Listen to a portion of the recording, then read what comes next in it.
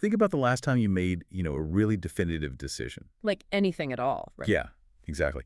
Maybe it was something tiny, like what coffee to order this morning, or which news headline you decided to click on your phone.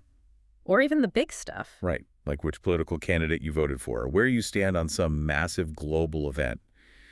You probably felt, well, entirely in control in that moment. We all like to think we are. We really do. You weighed your options, you applied your own internal logic, and boom, you made a conscious choice. We all like to believe we have this highly functioning internal spam filter, That we can just spot propaganda from a mile away. Exactly. That our thoughts are unequivocally our own. But what if I told you that the vast majority of those decisions were actually made seconds before you were even consciously aware of them? That is the big question. It gets worse, actually. What if the parameters of those decisions had been carefully constructed by an external architect, someone whose entire job is to completely bypass your conscious mind? I mean, it is a profoundly uncomfortable premise to entertain. Oh, completely. We are so deeply attached to this narrative that we are the rational captains of our own cognitive ships. But when we look at the neurological and sociological data, which we are going to do today. Right. When you look at that data, the reality is just far more complex. The ship is largely steering itself on autopilot. And those navigation coordinates, they are frequently being programmed by entities that understand our biology way better than we do. And that is exactly what we are unpacking in today's deep dive. The sources we have on the table for this are just incredibly revealing. They really are. We're looking at this extensive, highly detailed Dutch interview between two very fascinating people. One is a former mainstream television news anchor. Very well known over there. Yeah. And the other is this highly credentialed, very rational scientist who completely pivoted his entire life's work to become a hypnosis researcher. Which is quite the leap. It's wild. I know. And through their conversation, they essentially map out the exact mechanics of mass manipulation. Step by step. Yeah. We are going to look at the biological wiring that makes our brains so susceptible to being hijacked in the first place. Because it starts with biology. Always. Then we'll look at the specific daily tools used by modern media and political institutions to shape our perceived reality. And ultimately, we'll talk about the practical steps you can take to break free from that trance. And it's really important to note here that they approach this not from some place of, abstract theory. Right. They are looking at this from a very granular operational level. They detail the daily mechanics of persuasion because, before we can even begin to recognize the water we are swimming in, we really have to look at the biology of the swimmer. Okay, let's unpack this, but let me set the stage for you first. The context of this material is super crucial. Absolutely. The sources dive into some intensely charged political and social topics. To illustrate their points, they analyze the messaging campaigns around things like COVID-19 policies, mass immigration, the climate change narrative, and the war in Ukraine. Heavy hitters. The heaviest. So I want to make a very, very clear disclaimer right now. In this deep dive, we are absolutely not taking a side on any of those specific issues. Not at all. We are not here to validate or deny the realities of a virus or geopolitical conflicts or environmental changes. Our focus, and we are strictly adhering to the source text here, is entirely on analyzing how the narratives around these massive events are constructed. How they're packaged and sold to the public. Exactly. We are looking at the delivery mechanism, not the payload. And really, that is the only way to objectively study persuasion. You have to separate the architecture of the messaging from the actual mortar and bricks of the events themselves. Yeah, you have to decouple them. Right. And to understand how this architecture is built, it really helps to understand who is pulling back the curtain here. Right. What makes this specific source material so compelling is both of these individuals. The interviewer and the guest. Yeah. They both began their careers deeply, deeply embedded within the establishment systems they are now critiquing. Their career trajectories really provide the foundation for why we should even be listening to them in the first place. Let's look at the interviewer first. The news anchor. Right. For years, she was a highly recognizable mainstream news presenter in the Netherlands. She worked across various broadcasting networks, spanning both the political left and the political right. She was everywhere. Literally the face and the voice, delivering the accepted daily reality to millions of viewers. But, around 2015, she experienced what she describes as this profound awakening. It's a fascinating shift. She started observing the physiological and psychological reactions of her own audience. And she realized that her daily broadcasts were actively programming their minds in a negative, fear-based way. She basically realized she was functioning as a hypnotist. A mass hypnotist. Yeah. And the ethical weight of that realization disturbed her so much that she just walked away. She left a highly lucrative, highly visible career. Which, I mean, walking away from that level of prestige requires a rare degree of self-awareness. When your entire identity, and let's be honest, your financial stability, are tied to a system, acknowledging that the system is fundamentally manipulative is a terrifying leap. Oh, I can't even imagine. But the guest's journey, the scientist, is arguably an even more radical paradigm shift. Yeah, tell them about him. Well, he describes himself as a classic beta scientist. That's a European term for someone firmly rooted in the hard sciences, mathematics, empirical data, that sort of thing. A real numbers guy? Exactly. He holds a PhD in ecology and spent his career as the head of an environmental laboratory for a major player in the chemical industry. So not a fringe guy. Not at all. This is a man whose entire worldview, his whole professional methodology, was built on the absolute premise that facts, data, and logic are the supreme governing forces of human society. He lived in the spreadsheet, basically. He really did. He operated under the assumption that if you discover a truth, and you present the data clearly, the world will naturally just adjust its views to align with that reality. Because that's what makes logical sense. Right. But the source material points out that his structural crisis began around 2009. He was looking at the mainstream climate narratives at the time, specifically the data surrounding the ClimateGate email leak. Yeah, big controversy back then. Huge.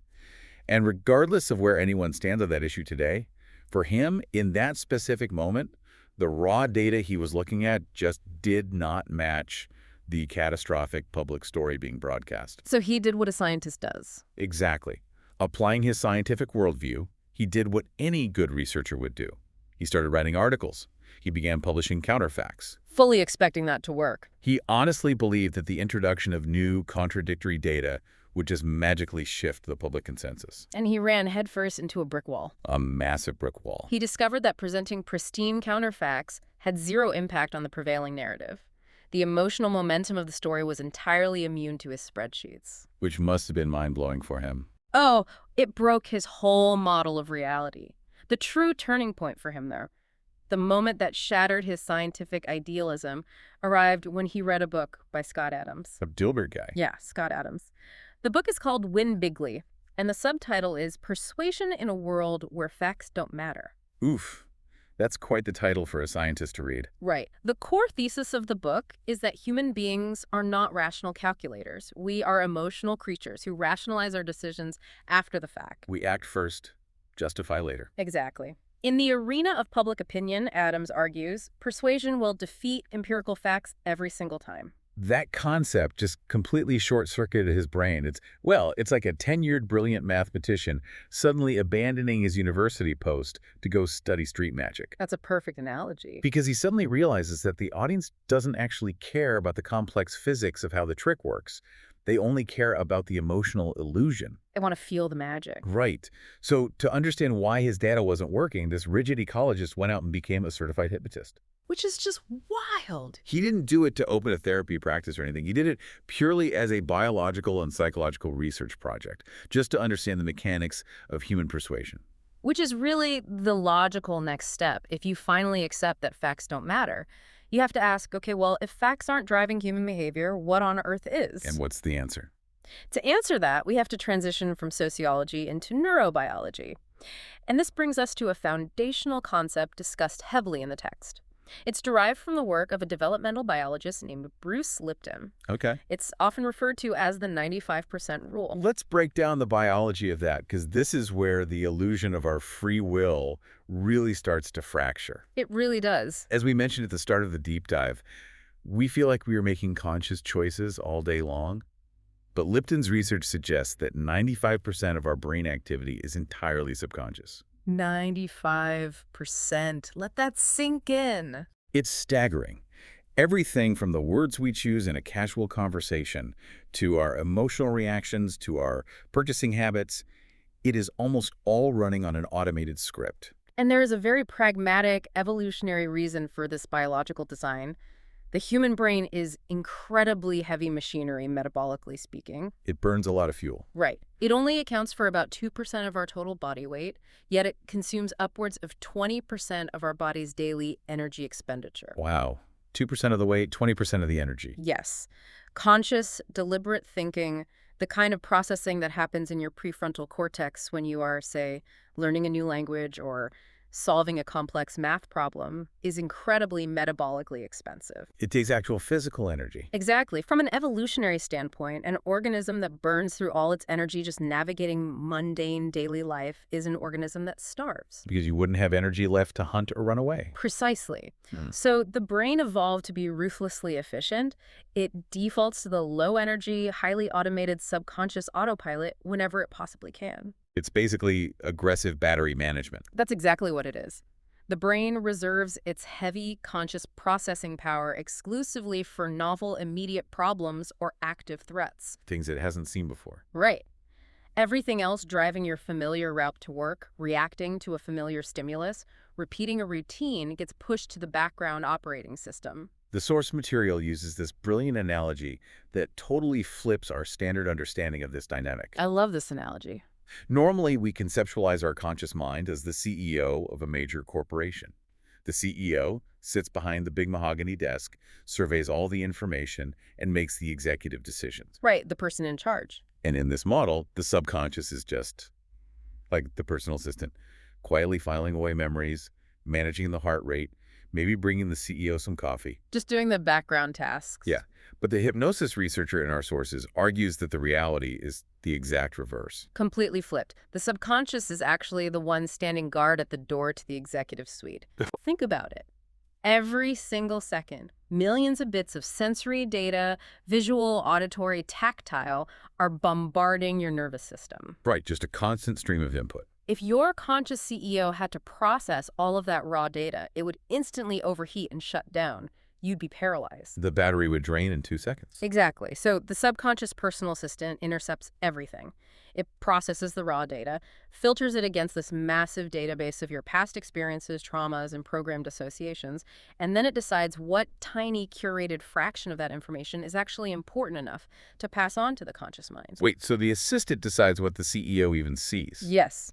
Your conscious CEO is only ever making decisions based on a highly manipulated, pre-filtered summary of reality. So what does this all mean? I want to ground this in this incredibly visceral anecdote the former news anchor shares in the text because it perfectly illustrates how powerful this filtering process really is. It's a very revealing story. She talks about a period when she was living in the Amsterdam West neighborhood, and she started noticing this bizarre physical reaction. Out of nowhere, it seems. Yeah.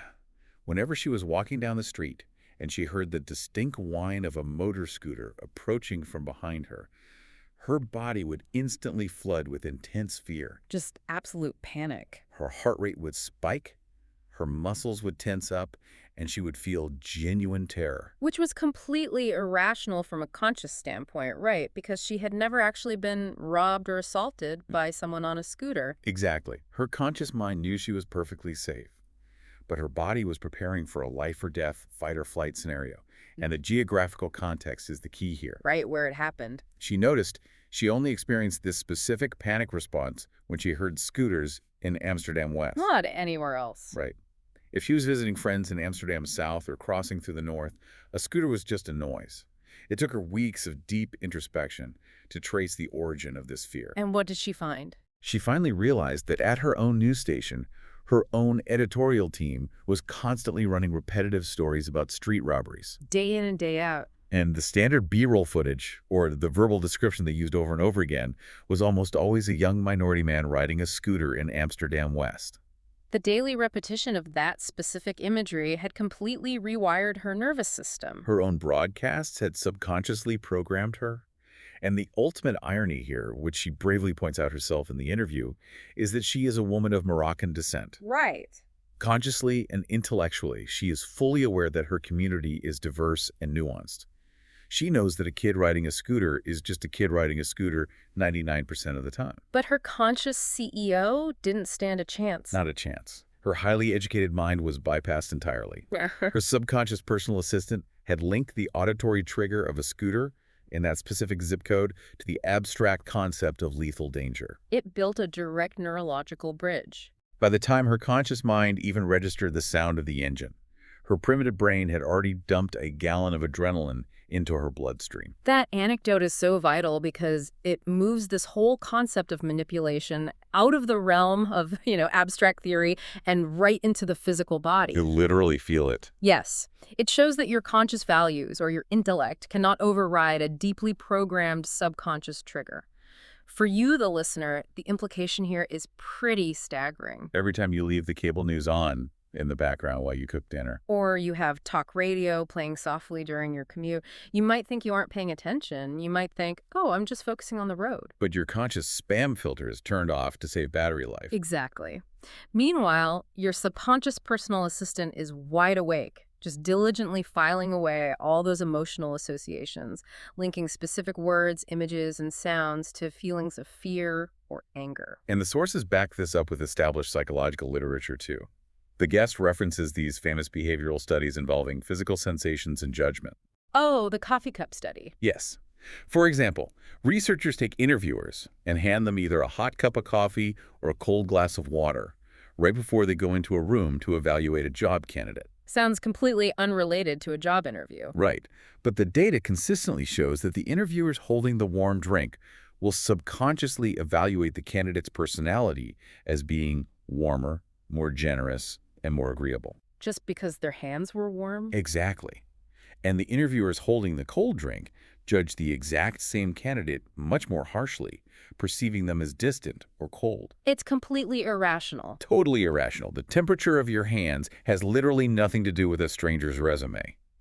But because the subconscious makes this metaphorical link between physical warmth and emotional warmth, it dictates the hiring outcome without the conscious mind ever suspecting a thing. So, if a temporary shift in the temperature of a coffee cup can successfully manipulate a career-defining hiring decision, we have to ask ourselves a much bigger question. What's that? What does a coordinated 24/7 emotionally charged media cycle do to a population over the course of years? Decades even. Right.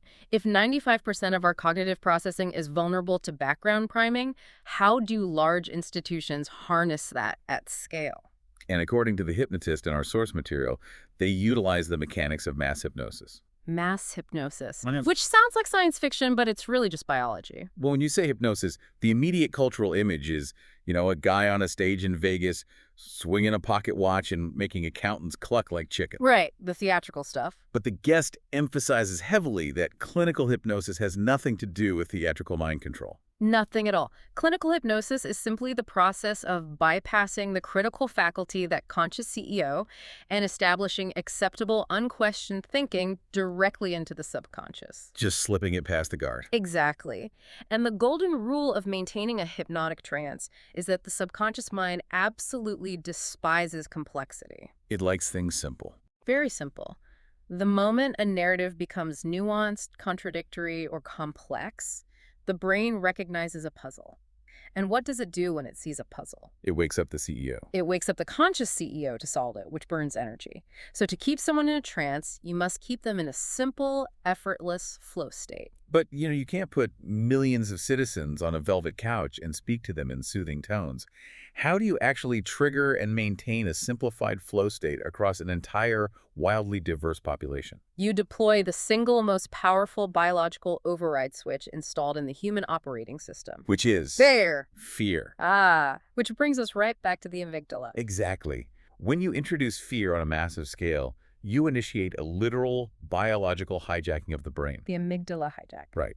When a perceived existential threat is presented, the brain physically routes blood flow away from the highly evolved, rational prefrontal cortex. The logic center gets shut down. It is starved of resources. Yeah. And that energy is dumped directly into the primitive survival centers, primarily the amygdala. So you literally cannot think straight. Biologically, you are incapacitated from thinking clearly or analyzing nuance when you are terrified. You are in a state of desperate vulnerability, just seeking a simple, immediate solution to alleviate the terror.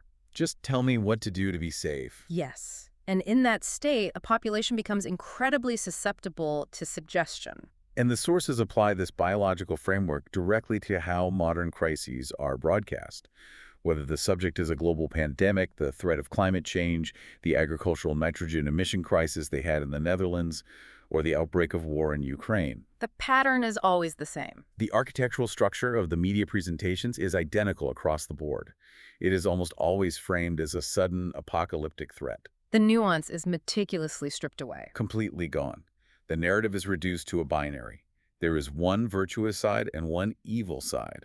There is only one correct, urgent action you have to take to survive. And look, let's reinforce our parameters again here. We aren't debating the severity or the reality of these crises. Right. A virus can be deadly, and a war is absolutely tragic. What the hypnosis researcher is pointing out is that by aggressively removing all complexity and presenting only a binary, terrifying scenario, the institutions prevent the public's conscious mind from engaging with the reality of the situation. They keep the CEO asleep. They keep the population locked in that simple, fear-driven trance flow, which completely prevents the critical thinking that usually accompanies complex societal challenges. What's fascinating here is how there's this deeply ingrained evolutionary reason why it is so hard to break out of that fear trance once it has blanketed a society. It's not just weakness, it's survival. Right, it taps into our ancient tribal instincts. Yes. For the vast majority of human history, your survival depended entirely on remaining within the safety of the tribe. You couldn't survive alone. If you stood up around the campfire and aggressively disagreed with the prevailing narrative or challenged the elders, you risked being cast out. And for a primitive human,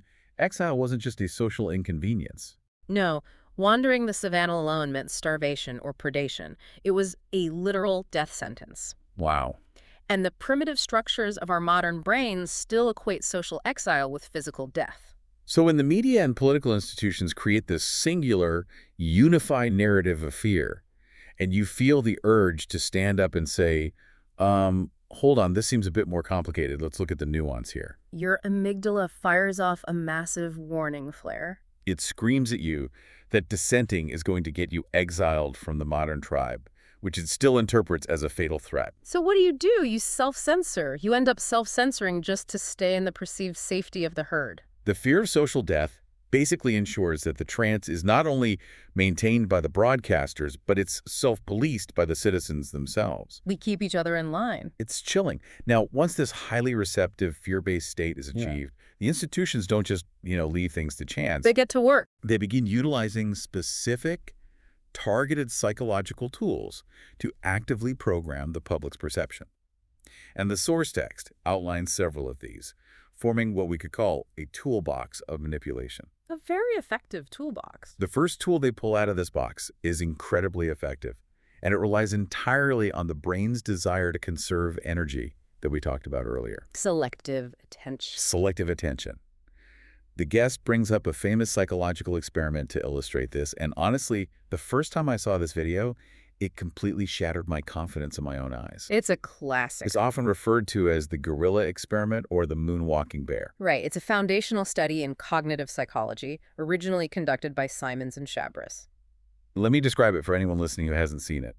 The researchers sit you down and they show you a short video of two teams of people moving around, passing a basketball. Seems simple enough. One team is wearing stark white shirts and the other team is wearing black shirts.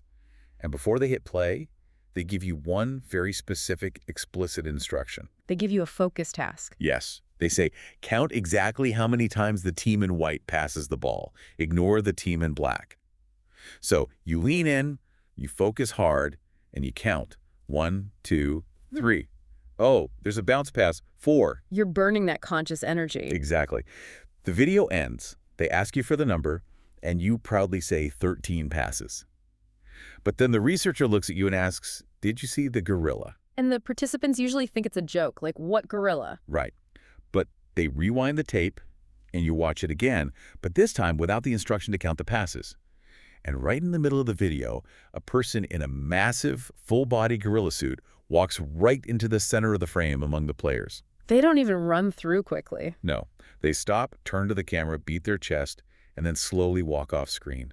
It takes up a huge portion of the visual field. It isn't hidden at all. But the data is wild. Yet the data shows that between 50% and 80% of people completely fail to see it the first time. Because your conscious brain was given a specific focus task. You were counting the white shirts. So your subconscious personal assistant just deemed the gorilla irrelevant to the assigned objective, and simply deleted it from your visual feed before you could perceive it.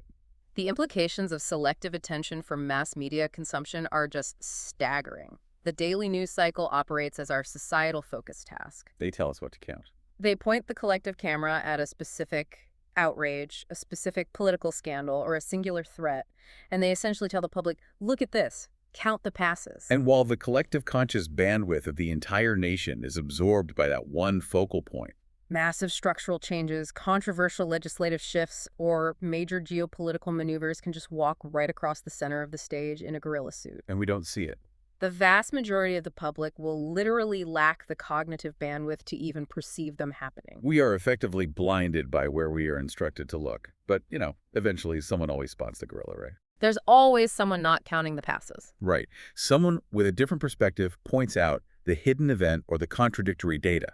So when that opposing view manages to break into the frame, how does the system handle it without engaging in a complex debate that would break the mass trance? That is where the second tool in the box is deployed. Which is, Emotional labeling. let's unpack that because this one is brutal. Emotional labeling is a highly efficient technique designed to bypass intellectual debate entirely. Because debate is complex. Exactly. If someone presents a counterargument, engaging with the substance of that argument requires logic, evidence, and metabolic energy. It wakes up the conscious CEO. Which breaks the trance. Right. To prevent this, a prepackaged emotional label is simply grafted onto the dissenting person or idea. Terms like controversial, extreme right, conspiracy theorist, anti-state of law, or ultimately, Nazi. The guest in the text makes a point that Nazi is basically the apex of the escalation ladder. It is the absolute nuclear option of psychological labels. Because the moment that specific label is successfully attached to a target, all critical analysis ceases immediately. The conversation is over. The label acts as an instant emotional trigger, activating that evolutionary fear of tribal exile we discussed earlier. No citizen wants to be associated with historical societal evil. So they just back away from the person entirely. The source provides a very concrete, localized example of how this is operationally deployed. Yeah, tell them about the Dutch politician. They analyze a television clip of a prominent Dutch politician who, during a live broadcast, smoothly and casually drops into a sentence that an opposing political faction is, quote, anti-state of law and harbors convicted individuals. He didn't build a legal argument around it. He didn't present a case. He just slipped it in between two other talking points. The label is applied as a matter of accepted fact. Right, like he was saying the sky is blue. Exactly. But the hypnosis researcher highlights that these are rarely off-the-cuff rhetorical flourishes. These are orchestrated, synchronized campaigns.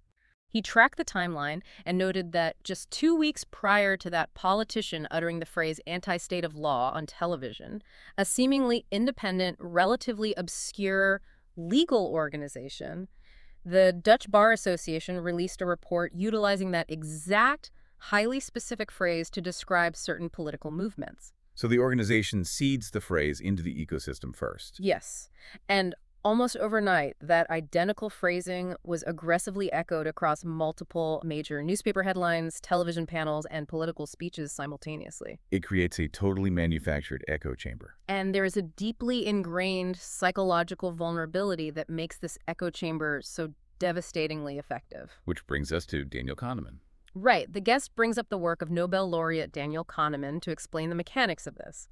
Kahneman conducted research on what is known as the mere exposure effect. I love this study. It's so revealing. His team took a complete nonsense word, a word with literally no definition, completely made up, and exposed it to test subjects. If they showed a subject the nonsense word just once, the subject felt neutral about it. Makes sense. But if they took another group and showed them that exact same nonsense word 25 times over a period of time, and then asked them to rate how trustworthy, positive, or true they felt the word was, Let me guess. the subjects overwhelmingly rated the repeated word significantly higher. They ascribed positive value to it simply because it had become familiar. Familiarity breeds the illusion of truth. The human subconscious equates repetition with validity. If every news channel, every broadsheet, and every institutional voice is repeating the exact same emotional label, the subconscious accepts that label as a baseline reality. Even if there's no proof. It doesn't matter if there is zero empirical evidence to support the label. The sheer volume of repetition forces the brain to accept it as truth. And the collateral damage of this tactic on our social fabric is just profound. The interviewer in the source brings this down to a deeply personal level. She notes how these media-generated labels destroy lifelong relationships. We've all seen it happen recently. Imagine you have a friend, someone you have known intimately for 20 years. You know their character, their kindness, their flaws. You know who they are. But the moment that friend is successfully tagged by the media with one of these radioactive labels, maybe they questioned a specific mandate or supported a movement. The media declared extreme that 20 years of tangible lived experience just evaporates. It's gone. The primitive tribal fear triggered by the label completely overwrites decades of conscious reality, and you suddenly view your old friend as a dangerous outsider. It is a devastating demonstration of the amygdala hijack. The fear of being tangentially associated with the labeled out group is stronger than your own personal history with them. It's terrifying. Now, fear induction and emotional labeling are incredibly effective tools for immediate short-term control or for ostracizing a specific target. Very effective. But institutions and governments face a totally different problem when they want to enact long-term structural behavioral changes across a population. Because you can't just shock people forever. Right. If a government pushes a massive change too hard or too fast, the shock wakes up the conscious minds of the public, and they rebel. If the government announces on a Tuesday, we are fundamentally changing your way of life, your diet, and your mobility starting tomorrow, people take to the streets. You can't use shock and awe for everything. Which leads us to a psychological concept that sounds almost benign, but the sources argue is actually incredibly insidious. Nudging. Nudging. Let's talk about nudging. Nudging is a concept drawn from behavioral economics, largely popularized around 2008 by scholars Richard Thaler and Cass Sunstein. Okay, so it's relatively recent. The fundamental premise capitalizes on exactly what you just described. Human psychology inherently resists massive, sudden disruptions to the status quo. We hate big changes. However, human beings are incredibly, almost dangerously adaptable to tiny incremental pinpricks of change. It is the absolute classic boiling frog analogy. If you throw a frog into a pot of boiling water, the sudden shock causes it to jump out. Yeah. But if you place it in tepid water and incrementally turn up the heat, the frog constantly adjusts its baseline to the new temperature until it boils to death. It never registers the danger until it's too late. I like to frame it like having a passive-aggressive roommate who is determined to save money on the heating bill. Oh, that's a good one. If you come home and they've turned the thermostat down 10 degrees in one afternoon, you immediately notice, you freeze and you start a fight. Right, you wake up the CEO. But if they turn it down by 1 single degree every week, your body adjusts. You put on a sweater. A month later, you add an extra blanket. And you don't even think about it. 6 months later, you are sitting in your living room wearing a winter parka, and you don't even realize how you arrived at that point. Your normal just slowly, silently shifted. That is nudging in a nutshell. It is the architecture of choice. And what the source material reveals, which is often quite shocking to people, is that this is not just an academic theory debated in university psychology departments. It's not just a book. No. Following the publication of Thaler's work, governments worldwide looked at this behavioral concept and realized its immense utility. They saw a tool. And they systematically institutionalized it. They literally took the thermostat and weaponized it. Precisely. Yeah. Under the Obama administration, the U.S. government officially created a dedicated behavioral insights unit. In the UK, David Cameron's government established the BIT, the Behavioral Insights Team, which proved so effective it eventually spun off into a global consultancy. And in the Netherlands. The government established BINNL, the Behavioral Insight Network, Netherlands. Okay, I have to pause on that because I need to understand the structure here. Yeah. What exactly are these units doing on a daily basis? The guest describes these units as vast networks of behavioral civil servants. Behavioral civil servants. Yes. These aren't policy analysts in the traditional sense. They are psychological experts embedded directly into government ministries. Their explicit mandate is to design public campaigns, alter administrative processes, and structure environments to subtly steer the behavior of the public toward whatever the current government policy goals happen to be. Just constantly nudging. And the key to their success is that the public must not consciously realize they are being steered. Now, I want to push back on this a bit. Let's play devil's advocate for a second. Sure. Because when I hear about nudging, my mind goes to the positive examples, like Companies automatically enrolling new employees in a 401k retirement plan, where you have to actively go out of your way to opt out. Right, default opt-in. That nudge genuinely helps people save money who otherwise wouldn't. Or, a public school cafeteria putting the fresh fruit at eye level and burying the junk food in the bottom bins to nudge kids toward healthier choices. Also a nudge. Every marketing department on earth nudges us to buy their products. So why is it inherently nefarious when a government unit like BINN does it? Where is the line between a helpful societal nudge and systemic manipulative control? That is the essential ethical crux of the debate, really. And it is a point the expert in the text addresses implicitly through his critique of the state. Where does he draw the line? The line between a helpful nudge and manipulation is crossed when there is a complete lack of transparency, coupled with the intentional circumvention of informed, multi-sided democratic debate. Bypassing democracy. Exactly. In a functional, transparent democracy, if a government wants to shift a policy, say, altering energy consumption or changing military posture, they are supposed to present the empirical facts, allow opposing viewpoints to debate the merits openly, and let the public consciously decide through representation. Like adults. Right. When the state utilizes behavioral nudging to achieve policy goals without that debate, they remove the conscious consent of the governed. They bypass the CEO again. A marketing department wants your money, but you can choose another brand. When the state, which holds a monopoly on force and legislation, uses psychological manipulation to alter your behavior without your knowledge, they are no longer treating the population as citizens to be convinced. What are they treating them as? They're treating the population as livestock to be managed. Oof, that is dark. To give a chilling illustration of how powerful and dangerous this state-sponsored incremental nudging can be, the source text outlines a specific, recent timeline regarding the militarization of the public mindset in Europe. This is a perfect example of the boiling frog. It tracks the shift starting in February 2022.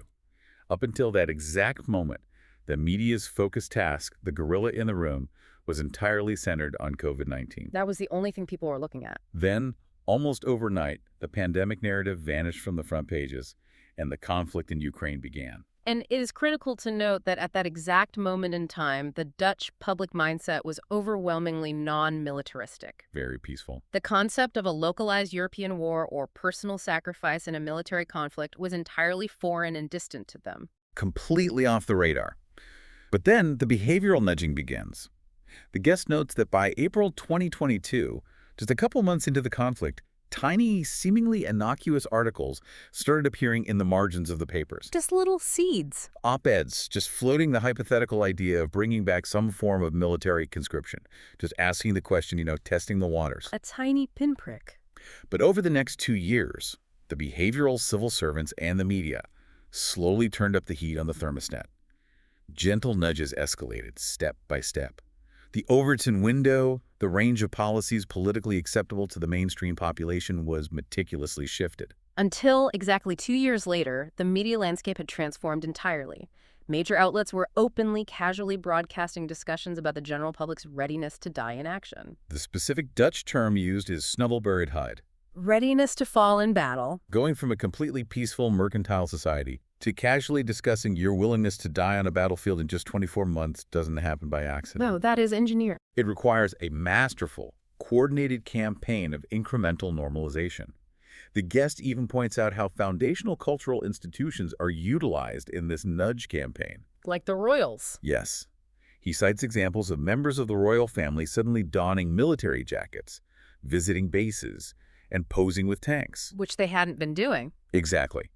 It subtly markets and normalizes the aesthetic of militarization to a public that would have rejected it outright 2 years prior. Which naturally brings us to the threshold where a listener might step back and say, okay, this is going way too far. Starts to sound crazy. Right, like government behavioral units secretly coordinating with media and royalty to program the masses. This sounds like a textbook conspiracy theory. And I would completely agree with that listener, honestly, except for one massive detail. And here's where it gets really interesting. According to the sources, this isn't a secret, and it isn't a theory.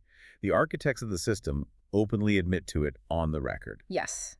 The material references a very prominent Dutch official named Frank van Kappen. Who is he? He is a former high-ranking military officer, a former major general, and a former member of the political upper chamber, the Eerste Kamer. So he is the establishment. He is not a fringe figure. He is as deeply embedded in the establishment as it gets. And in a public interview, he stated openly and transparently that we are currently in the middle of a global information war. But an information war against who? We usually think of information wars as something waged between rival nations, Russia versus the US or China versus Europe. That is the traditional view, but it's not what he was describing. He explicitly defined an information operation as the intentional manipulation of facts, data, and events to project a preferential reality onto a population. A preferential reality. Let's let that sink in. The state apparatus is actively manipulating facts to make the citizenry live in the specific version of reality that the state prefers. Precisely. And the hypnosis researcher corroborates this by pointing to NATO's own unclassified documentation. What does NATO say? NATO openly refers to this domestic cognitive domain as the battle for the brain. They employ military-grade psychological operations frameworks. They'd specifically cite a doctrine called behavioral dynamics methodology, or BDM. How does BDM actually work in practice on a civilian population? Well, it is a methodology originally designed for counterinsurgency. Wow. It involves heavily analyzing a target audience, identifying their core psychological levers and vulnerabilities, and then applying specific stimuli to measure and shift their behavior. Do they give an example of this happening? The guest argues that during the pandemic, for instance, these military-grade tools were deployed domestically. The heavy push for masking, in his view, was not solely about health logistics. What was it about? It was utilized as a visible compliance marker. It allowed the behavioral units to measure, in real time, the population's threshold of resistance to authority and their susceptibility to nudging. When you realize that the bureaucracy is executing literal, measured mind control on its own citizens, it brings up the often maligned concept of the deep state. A very loaded term. Highly emotionally labeled itself, right? When people hear deep state, they usually picture a shadowy cabal of villains in robes meeting in a smoke-filled basement to plot world domination. Like a Bond villain. Exactly. But the expert in the text breaks the deep state down into something far more mundane, bureaucratic, and therefore far more believable. He brilliantly demystifies it. He points out the basic structural reality of a parliamentary democracy. How it actually works on paper. Right. Elected ministers and politicians come and go every few years. A new minister arrives at a massive department, say, the Ministry of Defense or Health, and they are instantly overwhelmed by thousands of pages of incredibly complex dossiers. They can't possibly read it all. They cannot possibly understand the granular details of the department in a single 4-year term. So who actually runs the day-to-day operations of the country? It's the permanent government. The bureaucracy. In the Netherlands, he explicitly refers to the ABD, the Algemeen Bestuursdienst. It's senior civil service. Yes. This is a core, centralized group of a few hundred top-tier permanent civil servants and managers. The guys with the pensions. Right. They do not face elections. They do not leave when the political winds shift. They remain entrenched while the politicians rotate through the revolving door. So they hold all the cards. Because they control the institutional memory and the flow of information, they essentially dictate the long-term policy. They manage the behavioral nudging units, like BINNL. They curate the complex dossiers that the elected ministers read. So they are the subconscious personal assistant handing the pre-filtered files to the conscious CEO minister. That is a perfect synthesis of the two concepts. The permanent bureaucracy filters the reality of the elected officials. It makes total sense. Furthermore, the guest notes that the ABD even controls the staffing and appointments around the ministers, ensuring that the politicians are completely insulated by personnel who support the permanent bureaucracy's preferential reality. Okay, so let's summarize the architecture we've built here. It's a big structure. We have a population whose biology naturally defaults to a subconscious autopilot.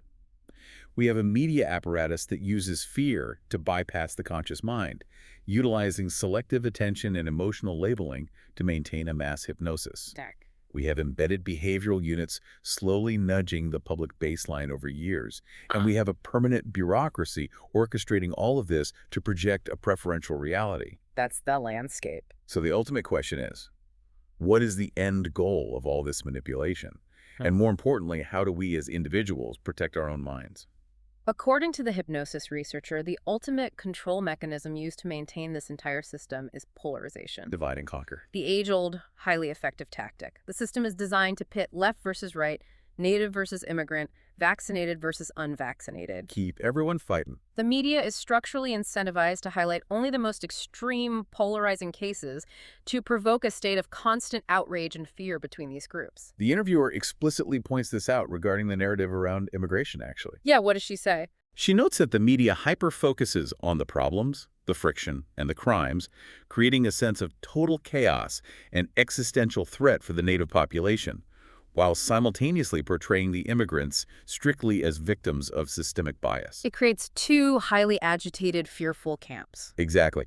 And the guest argues that the ultimate goal of generating this constant polarizing chaos is exhaustion. They want to wear you out. The state wants to wear the public down until they willingly, desperately trade their civil liberties and freedom for the promise of security. It is a classic dialectic. The intentional creation of a problem, the amplification of the public reaction, and then the provision of a pre-planned solution. What's the solution they want? Well, the guest points toward the eventual rollout of sweeping digital IDs or central bank digital currencies, CBDCs. Programmable money. Right.